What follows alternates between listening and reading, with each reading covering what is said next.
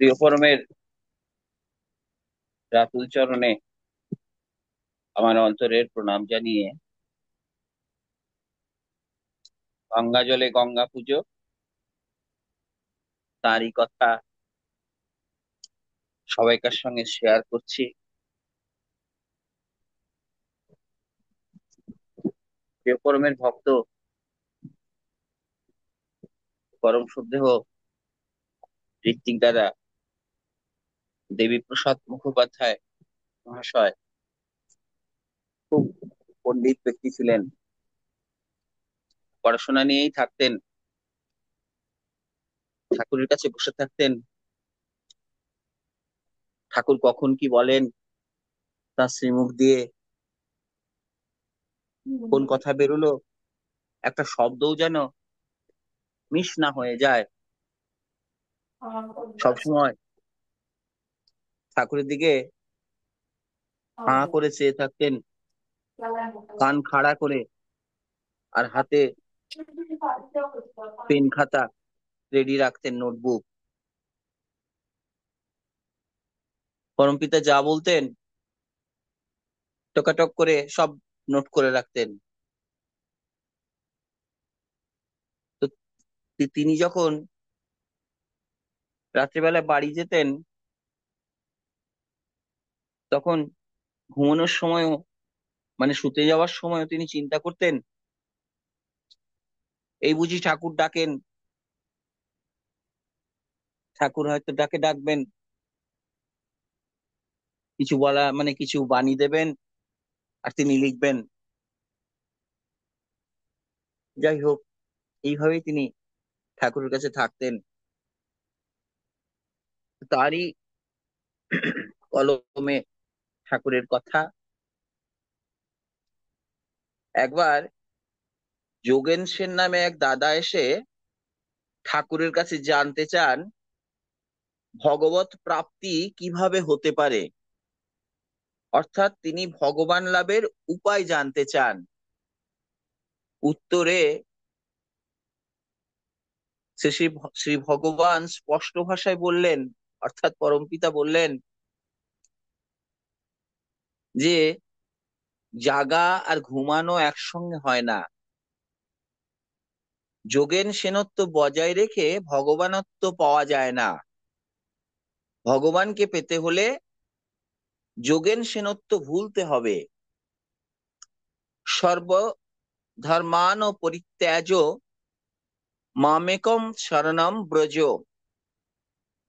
এই বলতে নিজের সব ভোলা লাগে।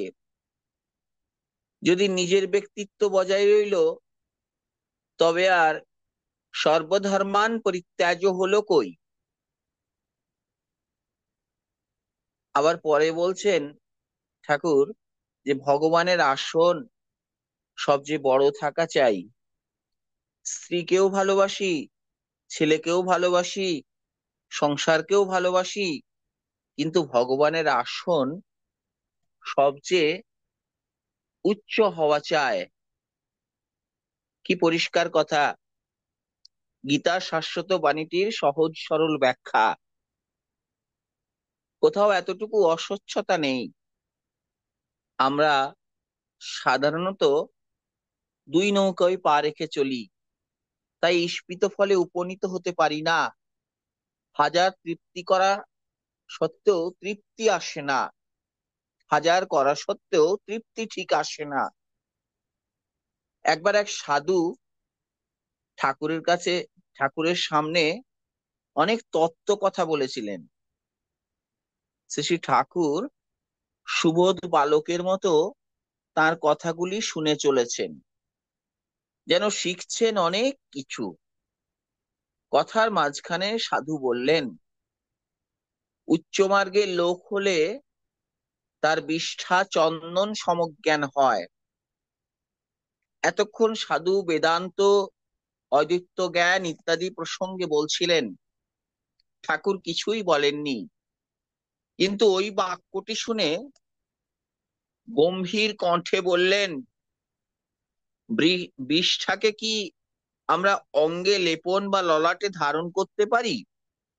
উনি যখন বললেন যে উচ্চ মার্গের লোক হলে তার বিষ্ঠা চন্দনের সমজ্ঞান হয়, এই কথাটা শোনার পর ঠাকুর কিন্তু আর চুপ করে বসে থাকলেন না।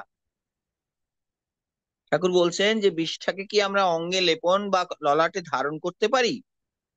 শুনে সাধুটি একটু থমকে গেলেন। তার জ্ঞানগর্ভ বাক্যের তোড় প্রতিহত হলো। অর্থাৎ এতক্ষণ ধরে যে তিনি যে ব্রহ্মদ্বৈত এই অদ্বৈত জ্ঞানের কথা, সাধু বেদান্তের কথা বলছিলেন, তিনি কিন্তু থতমত খেয়ে গেলেন। তার জ্ঞানগর্ভের বাক্যের তোড় প্রতিহত হলো। আমতা আমতা করে বললেন, না, ঠিক তা নয়। তার মুখে আর ভাষা জোগাচ্ছে না। তখন শ্রী শ্রী ঠাকুর শান্ত স্বরে বললেন, আমরা অনেক কথা বলি যার মানে আমরা ঠিক মতো জানি না। অনেক সময় না বুঝেও কথা বলে ফেলি। বিষ্ঠা চন্দনের সমজ্ঞান মানে বিষ্ঠাতে বিষ্ঠার বৈশিষ্ট্য এবং চন্দনে চন্দনের বৈশিষ্ট্য সম্বন্ধে সম্যক ও সমীচীন জ্ঞান, দুটোকে এক করে ফেলা নয়। ঠাকুর এইভাবে তাকে সরল করে বুঝিয়ে দিলেন। এরপর বস্তু ও তার বৈশিষ্ট্য নিয়ে আরো অনেক কিছু কথা বললেন। এইবার সাধুর কথার খেই যেন হারিয়ে গেল। তিনি ত্রস্ত ভাবে প্রণাম জানিয়ে উঠে পড়লেন। তাহলে এই হচ্ছেন ঠাকুর।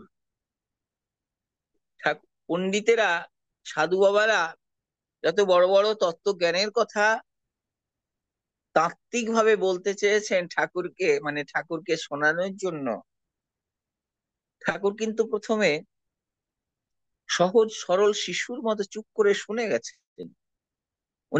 ওনাদের কিন্তু বাধা দেননি। তারপরে তিনি তাদের প্রশ্ন করেছেন। যখন প্রশ্ন করেছেন, তারা কিন্তু থতমত খেয়ে গেছেন এবং ঠাকুরকে প্রণাম করে তারা নত স্বীকার করে সেখান থেকে বিদায় নিয়েছেন। জয় গুরু। প্রিয় পরমের আতুল চরণে প্রার্থনা জানাই সবাই ভালো থাকুন। আসুন আমরা প্রত্যেকে একটু একটু করে ঠাকুরকে গভীরভাবে ভালোবাসতে থাকি। জয় গুরু।